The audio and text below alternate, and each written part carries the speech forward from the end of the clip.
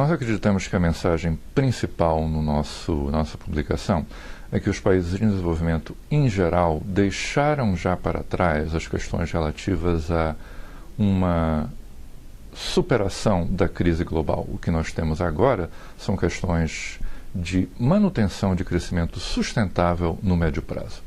Ora, em termos de regiões em desenvolvimento, o que nós iremos observar na América Latina e no Brasil é uma redução significativa das taxas de crescimento que nós observamos em 2010, essencialmente porque essas taxas de crescimento eram muito elevadas, portanto não sustentáveis. Na República Federativa, por exemplo, o que nós observaremos é uma redução da taxa de crescimento de 2010 dos quase 8% para em torno dos 4% durante o período das nossas previsões, que vai de 2011 até 2013.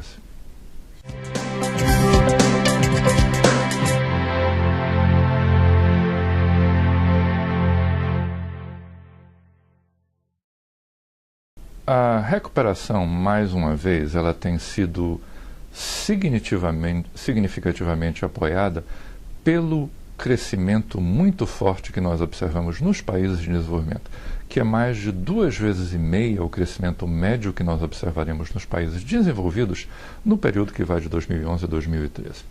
Ora, existem questões que são questões de risco relativas a este crescimento, que são aquilo que nós tentamos indicar como sendo os elementos de tensão, o turmoil, no nosso reporte.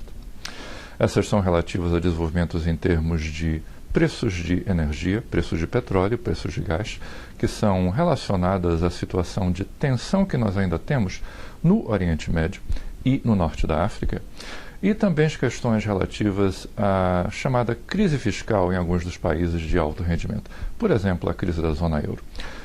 Questões como essas, mais a questões relativas ao crescimento de preços de produtos alimentares, são elementos de tensão no nosso cenário de um crescimento sustentável para países em desenvolvimento.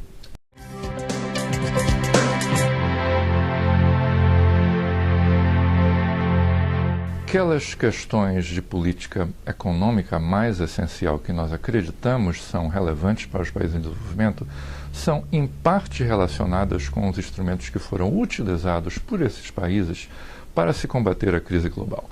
Por exemplo, muitos desses países, incluindo vários na América Latina, utilizaram medidas de apoio fiscal para a economia e também medidas de apoio monetário. Por exemplo, expansão de despesas discricionárias nos orçamentos nacionais.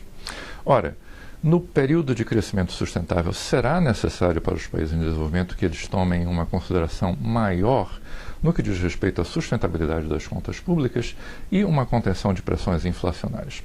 De um ponto de vista mais estrutural para a economia global, é necessário que países em desenvolvimento em geral compreendam que, dada a sua crescente importância na economia global, questões que vêm da economia global não são mais externas a esses países. Os países em desenvolvimento são, em grande medida, responsáveis por desenvolvimentos como aumento de preços de petróleo. Isso é uma outra questão de política que eles devem crescentemente tomar em consideração quando eles têm em vista as decisões de política econômica que são tomadas pelos governos desses países.